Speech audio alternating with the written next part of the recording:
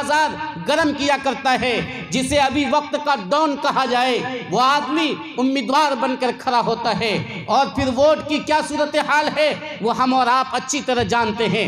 Vote ڈالیں کہیں جاتا ہے کہیں، ووٹ بھی کس طرح دیا جا رہا ہے، لوگوں کو خریدا جا رہا ہے۔ میں نے ایک حدیث پڑھی، بادروا بالاعمال ستا، آپ نے فرمایا معاشرہ خراب کب ہوگا، معاشرہ خراب کب ہوگا، جبکہ معاشرے میں 6 چیزیں پائی جائے، اس میں سے ایک چیزیں یہ بھی ہے کہ اس کے اندر ووٹ خریدا جائے گا، فیصلے خریدے جائیں گے، فیصلوں کو بیچا جائے گا۔ آج صورتحال یہی ہے کہ پیسہ لے کر ووٹ دیا جا رہا ہے، ذات برادری دیکھ کر ووٹ دیا جا رہا ہے، جبکہ جمہوری ملک میں ووٹ اس کو ملنا چاہیے جو اس کام کرنے کی صلاحیت رکھتا ہے۔ جو دوستو اور بھی مزید ویڈیو اگر آپ دیکھنا چاہتے ہیں تو سب سے پہلے چینل کو سبسکرائب کریں، لائک کریں، اور اگر آپ کے من میں کوئی سوال ہے کامنٹ باکس میں ضرور دیں۔ پھر ملتے ہیں اگلے ویڈیو میں، خدا حافظ۔ رحمانی منگر ایک ایسا معتبر مشتہر ادارہ جس کے اندر پڑھنا آدمی اپنے لیے سعادت سمجھتا ہے۔ آپ ہی بتائیے کہ اس میں پڑھانا کتنی بڑی سعادت ہوگی، وہ بھی ایسی شخصیت کے آہے سے ہرکائی اور مائع اور نگرانی میں جن پوری دنیا مفکر اسلام حضرت مولانا ولی رحمانی دامت برکاتہ کے نام سے جانتی ہے۔ ایسے ادارہ میں تعلیم دینے والے شخصیت حضرت مولانا مفتی اعجاز صاحب دامت برکاتہ سے میں درخواست کروں گا کہ آپ تشریف لائیں اور اپنی تقریر عالیہ سے ہم سامعین کے دلوں کو محظوظ فرمائیں۔ اس شعر کے ساتھ کہ نام اس کا ملت بیضا کے پروانوں میں ہے، نام اس کا ملت بیضا کے پروانوں میں ہے، وہ بحر صورت عظیم الشان انسانوں میں ہے، ولولہ اسلام کا اس کی رگوں میں ہے رواں، اور لرزہ اس کی فکر سے باطل کے ایوانوں میں ہے۔ اور یہ مجھب اللہ کی سرزمین آپ کو سلام کرتی ہے۔ اسی پیشکش کے ساتھ میں ایک شعر پیش کرتا ہوں جو اعجاز صاحب کے نام ہے، جو دولت بچا رکھے تو کیا بچا رکھے ہیں، مولانا فرمائے ہمارے صدارت کرنے والے۔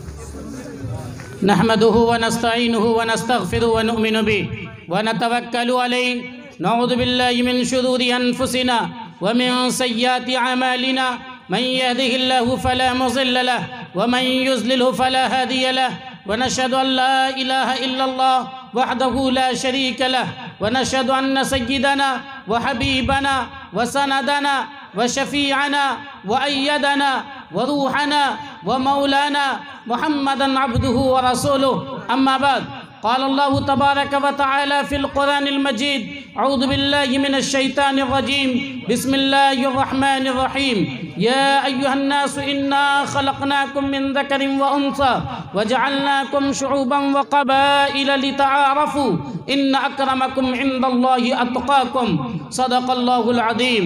وقال أيضا ويزع عنهم إصرهم والأغلال التي كانت عليهم، صدق الله العظيم۔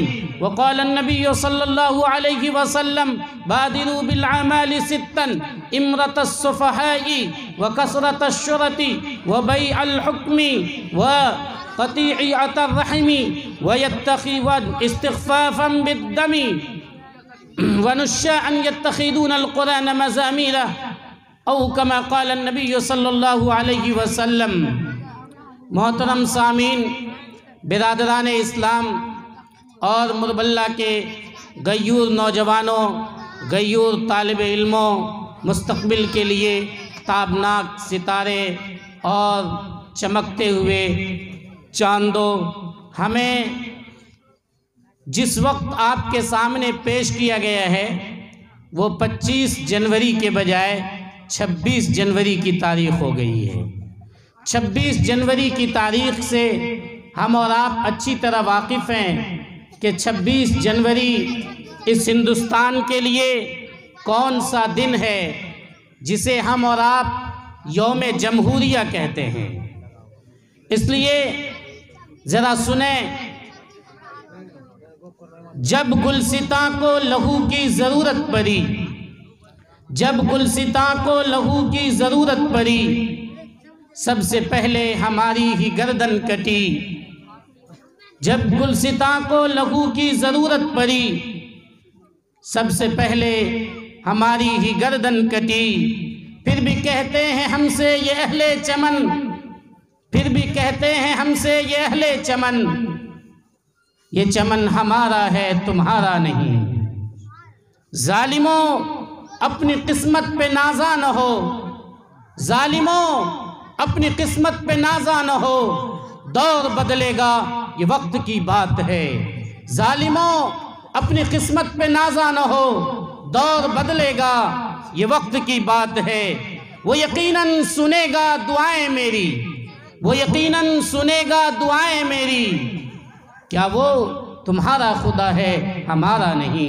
کیا وہ تمہارا خدا ہے ہمارا نہیں؟ بوٹا بوٹا پتا پتا، بوٹا بوٹا حال ہمارا جانے ہے۔ پتا پتا بوٹا بوٹا حال ہمارا جانے ہے۔ جانے نہ جانے باغ نہ جانے، جانے نہ جانے گل ہی نہ جانے باغ سارا جانے ہے۔ جانے نہ جانے گل ہی نہ جانے باغ سارا جانے ہے۔ اقبال بڑا اپدیشک ہے، من باتوں میں موہ لیتا ہے۔ گفتار کا یہ غازی تو بنا، کردار کا غازی بن نہ سکا۔ مسجد تو بنا لی شب بھر میں ایمان کی حرارت والوں نے، مسجد تو بنا لی شب بھر میں ایمان کی حرارت والوں نے۔ من اپنا پرانا پاپی ہے، برسوں میں نمازی بن نہ سکا۔ محترم سامعین، بہت دیر سے آپ حضرات بہت سی قیمتی باتیں سن چکے ہیں۔ چند باتیں جو ابھی ہمارے ذہن میں آ رہی ہیں، میں چاہتا ہوں کہ آپ کے سامنے اس کو رکھ دوں۔ مذہب اسلام یہ فطری مذہب ہے۔ مذہب اسلام یہ چاہتا ہے کہ ایک انسان جب اس دنیا میں آتا ہے تو وہ آزاد رہے، آزادی کے ساتھ زندگی گزارے، اس پر کسی کی حاکمیت نہ ہو، کوئی آقا بن کر اس کے دن اور رات کے اوقات کو اپنی مرضی کے مطابق ختم نہ کرے۔ اسی لیے جب سے دنیا بنی اس وقت سے لوگ جب پیدا ہوتے تھے وہ آزاد ہوا کرتے تھے، کسی کے غلام نہیں ہوا کرتے تھے۔ پھر کچھ زمانہ جب گزرا تو کچھ ایسے لوگ معاشرے میں آ گئے جنہوں نے انسانوں کو غلام بنانا شروع کر دیا، جنہوں نے انسانوں کو ان کی آزادی سے محروم کر کے ان کو جانوروں کی طرح بازاروں میں بیچا جانے لگا، خریدا جانے لگا۔ غلام اور انسانوں کی خرید و فروخت شروع ہو گئی۔ اسی وقت میں جبکہ آقا و مولا تاجدار بطحہ نبی کریم صلی اللہ علیہ وسلم انسانیت کے لیے رحمت بن کر مکہ کی آبادی پر آئے تھے، اس سے پہلے کی بات ہے کہ وہاں کی سرزمین پر زمانے جاہلیت کے زمانے میں غلاموں کو خریدا جاتا تھا، بیچا جاتا تھا۔ وہ غلام جو کسی چیز کا اختیار نہیں رکھتا، کسی چیز کے قبضے میں، کسی چیز کی ملکیت اس کے قبضے میں نہیں رہا کرتی تھی۔ لیکن جب مذہب اسلام آیا تو انہوں نے طرح طرح سے غلامی کو ختم کرنے کی کوشش کی، طرح طرح سے لوگوں کو آزادی مہیا کرنے کی کوشش کی۔ چنانچہ قرآن کریم نے اور آقا و مولا تاجدار بطحہ نبی کریم صلی اللہ علیہ وسلم نے بارہا ایسی جگہ بیان فرمائی جہاں پر ایک انسان سے ذرا سی غلطی ہو جائے تو یہ کہا گیا کہ اگر اس کی ملکیت میں کوئی غلام ہے تو وہ اسے آزاد کر دے۔ اگر کوئی قسم کھاتا ہے، قسم اگر جھوٹی کھا لیتا ہے، اس کا کفارہ ادا کرے تو وہ غلام کو آزاد کرے۔ اگر کسی نے اپنی بیوی سے زہار کر لیا تو وہ وہاں پر بھی غلام آزاد کرے۔ کسی سے قتل عمد نہیں، قتل خطا سرزد ہو گیا، وہاں پر بھی غلام آزاد کرے۔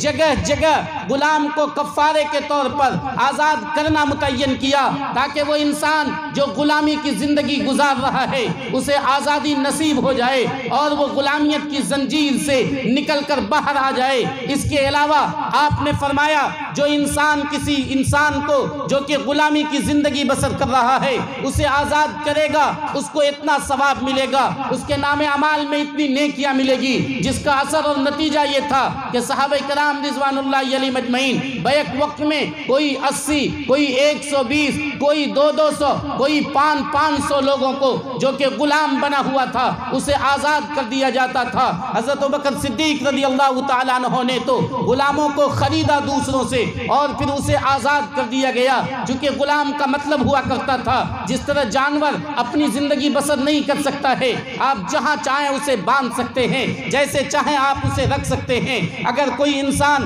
آپ کے جانور کو کوئی چیز ہدیہ دیتا ہے، گفٹ دیتا ہے، تو وہ جس کا مالک جانور نہیں ہوتا ہے، جانور کا مالک ہوتا ہے۔ یہی صورتحال اس وقت میں غلاموں کی تھی، وہ کسی چیز کا مالک نہیں ہوا کرتا تھا، بلکہ اگر کوئی چیز اسے دیا بھی جائے تو اس کا مالک اس کا آقا ہوا کرتا تھا۔ اگر غلام شادی کرنا چاہے تو اپنی مرضی سے شادی نہیں کر سکتا ہے، بلکہ وہ آقا سے پوچھے گا اور پھر وہ شادی کرے گا، اس کے بغیر وہ شادی نہیں کر سکتا ہے۔ مذہب اسلام آیا، اور جب مذہب اسلام آیا تو اس غلامی کی زنجیر سے انسانوں کو باہر نکالنے کی کوشش کی، طرح طرح کی ترغیبیں دی، طرح طرح کے ثواب اور فضائل بیان کیے، جس کا نتیجہ یہ ہے کہ آج دنیا کے اندر اس طرح کا غلام نہیں پایا جاتا ہے، وہ غلامی لوگوں سے ختم ہو گئی۔ چونکہ آزادی انسان کی فطرت ہے۔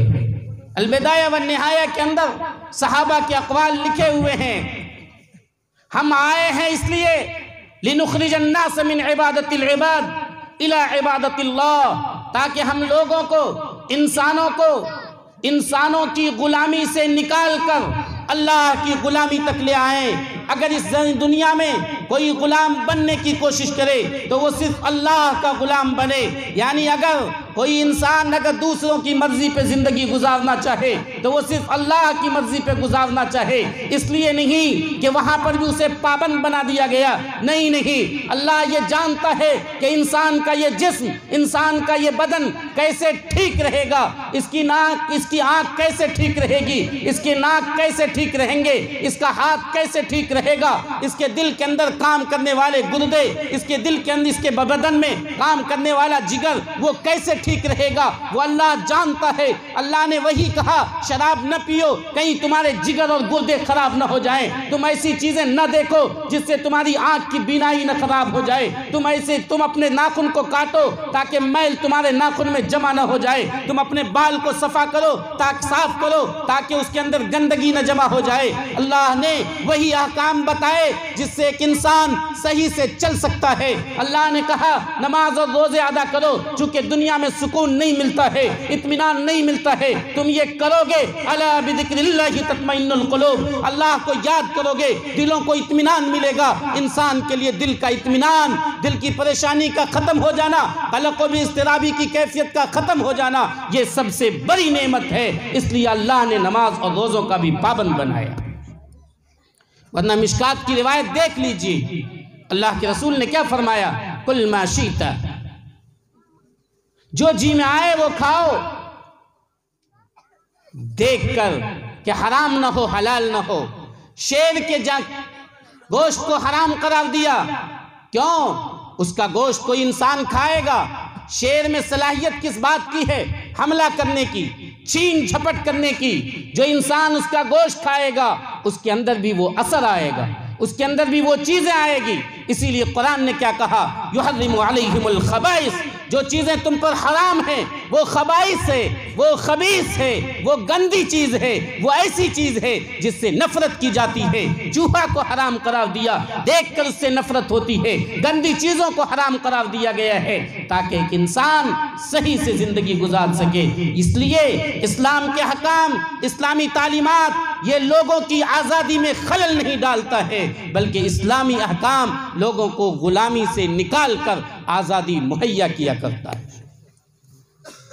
حضرت عمر نے فرمایا تھا، متی استعبدتم الناس، تم نے کب سے لوگوں کو غلام بنا دیا ہے؟ حال یہ کہ اللہ نے اسے آزاد پیدا کیا تھا۔ اس لیے آزادی انسان کا اپنا حق ہے، آزادی انسان کا اپنا حق ہے، وہ غلامی کی زندگی بسر نہیں کر سکتا ہے۔ یاد کیجئے، ہم نے سنا ہوگا، ہمارے بوڑھے پرانے جانتے ہوں گے، جب واسکو ڈی گاما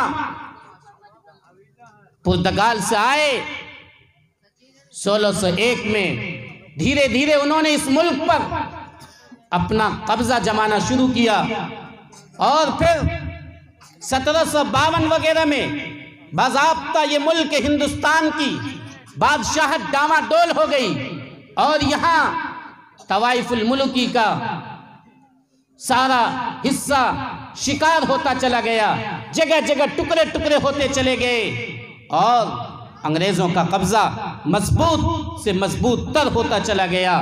تو اس وقت میں سب سے پہلے نواب سراج الدولہ نے انہوں نے آواز اٹھائی آزادی کی، اور اس کے لیے انگریزوں سے برسر پیکار ہو گئے، لیکن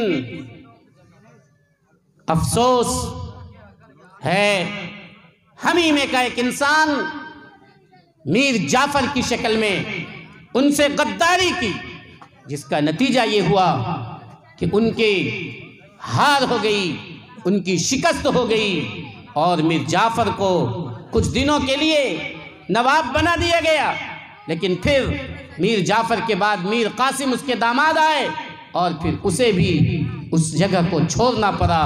سب سے پہلے جنگ آزادی کی جو بگل بجائی گئی، سب سے پہلے آزادی کے لیے جو آواز اٹھائی گئی تھی، وہ 1757 میں اٹھائی گئی تھی، 1857 میں نہیں بلکہ 1757 کے اندر۔ پھر اس کے بعد دھیرے دھیرے سلسلہ شروع ہوا، اور 1767 کے اندر حیدر علی جو ٹیپو سلطان کے ابا ہوئے، انہوں نے آواز اٹھائی اور انگریزوں سے کئی جنگیں کی، اور پھر اس سے آگے چلیے تو ٹیپو سلطان نے 1791 میں مسلسل جنگیں لڑی، کئی 3 یا 4 جنگیں لڑی، اور پھر اس کے بعد ان کو شکست ہوئی۔ اسی شیر خدا کا ایک قول تھا، انہوں نے یہ کہا تھا کہ گیدڑ کی 100 سالہ زندگی سے بہتر ہے شیر کی 1 دن کی زندگی۔ شیر آزاد زندگی گزارا کرتا ہے، گیدڑ یہ ڈر کر زندگی گزارتا ہے، غلامیت کی زندگی گزارتا ہے۔ انہوں نے یہ آواز لگائی تھی اور یہ پیغام دیا تھا، اس لیے اس کے شہید ہونے کے بعد انگریز کے جو سردار تھے اس وقت میں، انہوں نے یہ کہا تھا اس کے ناش پہ کھڑے ہو کر کہ آج سے یہ ملک ہندوستان ہمارا ہے۔ پھر 1831 میں بھی 1831 میں سید احمد شہید بریلی، وہ تمام لوگ جنگ کے میدان میں کودے، باضابطہ مسلح کوشش، ہتھیار کے ساتھ آزادی کی جو کوشش کی گئی تھی، وہ سب سے آخری گویا سمجھیے 1857 ہے، جہاں شاملی کے میدان میں بھی جنگ کیا گیا تھا، جس میں حاجی امداد اللہ مہاجر مکی رحمت اللہ علیہ ان کی قیادت میں لوگ جنگ کیے، اور حافظ ضامن شہید ہوئے، حافظ ضامن وہاں مار دیے گئے، اور خود حضرت مولانا قاسم نانوتوی کو ان انگریزوں کی گولی لگی، ان کے نام وارنٹ جاری کیا گیا کہ انہیں جہاں پکڑا جائے اسے جیل کے اندر ڈال دیا جائے۔ وہ 3 دن روپوش بھی ہوئے، لیکن تیسرے دن لوگوں کے سامنے آ گئے، انہوں نے کہا آقا کی سنت یہ ہے، آقا کا طریقہ یہ ہے کہ آپ نے 3 دن روپوش ہوئے تھے، اس کے علاوہ اس سے زائد نہیں، اس لیے میں 3 دن روپوش ہوا، اس کے بعد لوگوں کے سامنے آ گیا۔ پھر 1857 کے بعد آزادی کا سلسلہ شروع ہوا، اور پھر تحریک ریشمی رومال اور دوسری تمام چیزیں چلتے ہوئے 1947 میں یہ ملک آزاد ہوا۔ لیکن یاد رکھنا چاہیے کہ 1857 سے پہلے بھی لوگوں نے کوششیں کی اور مسلسل جد و جہد کی، جس کی بنا پر یہ ملک آزاد ہوا۔ پھر 26 جنوری 1950 کو باضابطہ اس ہندوستان میں جمہوریت کا نفاذ ہوا، ہندوستان میں جمہوریت کا نفاذ ہوا کہ یہ ملک جمہوری ہوگا، یہ ملک سیکولر ہوگا، جس کا مطلب یہ ہے کہ یہ ملک کسی ایک مذہب والے کا نہیں ہوگا، کسی ایک ذات، کسی ایک برادری والے کا نہیں ہوگا۔ یہاں جینے والے ہر چھوٹے بڑے، ہر برادری کے لوگ، ہر قوم اور مذہب سے تعلق رکھنے والے، ہر رنگ و نسل سے تعلق رکھنے والے، ہر علاقے کے لوگ یکساں حقوق رکھیں گے، برابر حق رکھیں گے، ہر ایک کو آواز اٹھانے کی صلاحیت ہوگی، ہر ایک یہاں کی تمام تر چیزوں میں حصہ لے سکتا ہے، یہاں کی ہر ایک چیز پہ حاوی، ہر ایک چیز پہ قبضہ کر سکتا ہے۔ یہ جمہوری ملک کا مطلب ہوا کرتا ہے۔ میں اب ذرا سی تفصیل بتلاتا ہوں۔ جمہوریت کی بنیاد 4 کھمبے پہ ہوا کرتی ہے۔ 4 کھمبے پہ، یوں سمجھیے کہ جمہوریت ایک بلڈنگ ہے جو 4 ستون پہ ہے، 4 کھمبے پہ ہے۔ اگر وہ چاروں ستون ختم، چاروں کھمبا ختم، جمہوریت ختم۔ وہ 4 ستون کیا ہیں؟ نمبر 1 انتخابات، جسے ووٹ کہتے ہیں۔ ووٹ یہ سب سے جمہوریت کے لیے بنیادی ستون ہے۔ ووٹ اگر صحیح سے ہو، ووٹ اس میں حاصل کرنے والا امیدوار امانت دار ہو، دیانت دار ہو، اہلیت کی بنا پر واقع میں وہ اس کام کے کرنے کی صلاحیت رکھتا ہے، پھر وہ اپنے آپ کو امیدوار بنا کر پیش کرتا ہے، وہ الیکشن میں کھڑا ہوتا ہے، تو الیکشن صحیح ہوگا، ووٹ صحیح پڑیں گے۔ اس طرح کا انتخاب ہو کر اگر کوئی آدمی آئے گا تو ملک میں جمہوریت باقی رہے گی۔ لیکن آپ دیکھ لیجئے اس ستون اور اس کھمبے کی کیا صورتحال ہے۔ وہ انسان جو جرائم میں ملوث ہوا کرتا ہے، وہ انسان جو ڈکیتی کیا کرتا ہے، جو انسان گناہوں کے دلدل میں پھنسا ہوا ہوتا ہے، جو چوری اور ڈکیتی کا بازار گرم کیا کرتا ہے، جسے ابھی وقت کا ڈون کہا جائے، وہ آدمی امیدوار بن کر کھڑا ہوتا ہے۔ اور پھر ووٹ کی کیا صورتحال ہے وہ ہم اور آپ اچھی طرح جانتے ہیں۔ ووٹ ڈالیں کہیں، جاتا ہے کہیں۔ ووٹ بھی کس طرح دیا جا رہا ہے؟ لوگوں کو خریدا جا رہا ہے۔ میں نے ایک حدیث پڑھی، بادروا بالاعمال ستن، آپ نے فرمایا معاشرہ خراب کب ہوگا؟ معاشرہ خراب کب ہوگا؟ جبکہ معاشرے میں 6 چیزیں پائی جائے۔ اس میں سے ایک چیزیں یہ بھی ہے کہ اس کے اندر ووٹ خریدا جائے گا، فیصلے خریدے جائیں گے، فیصلوں کو بیچا جائے گا۔ آج صورتحال یہی ہے کہ پیسہ لے کر ووٹ دیا جا رہا ہے، ذات برادری دیکھ کر ووٹ دیا جا رہا ہے، جبکہ جمہوری ملک میں ووٹ اس کو ملنا چاہیے جو اس کام کرنے کی صلاحیت رکھتا ہے، جو اس کا حق رکھتا ہے، وہ جس ذات کا ہو، جس برادری کا ہو۔ اگر وہ ہندوستانی ہے تو اسے کھڑا ہونے کی بھی طاقت ہے اور اسے ووٹ بھی ملنا چاہیے۔ لیکن آج ووٹ خریدا بھی جا رہا ہے، اور اگر خریدا نہیں جا رہا ہے تو آپ دیکھ لیجئے ای وی ایم کا کیا حال ہے۔ ای وی ایم سے جو ووٹ ڈالے جا رہے ہیں، آپ کہیں ڈالیے کہیں چلا جا رہا ہے۔ اس لیے مجھے یہ کہنے دیجئے، یہ ملک جو 26 جنوری 1950 کو جمہوری ملک قرار پایا تھا، اس کا ایک اہم ستون، ایک اہم کھمبا تھا، وہ کھمبا تھا انتخابات، ووٹ۔ وہ کھمبا ختم ہو چکا ہے، اس کھمبے کی اہمیت ختم ہو چکی، نام کا وہ کھمبا باقی رہ گیا ہے۔ جب چھت کا یہ کھمبا کمزور ہو گیا تو اب آپ اندازہ لگا سکتے ہیں۔ دوسرا کھمبا ہے طرز حکمرانی، حکومت کرنے کا انداز، حکومت کس طرح کیا جائے۔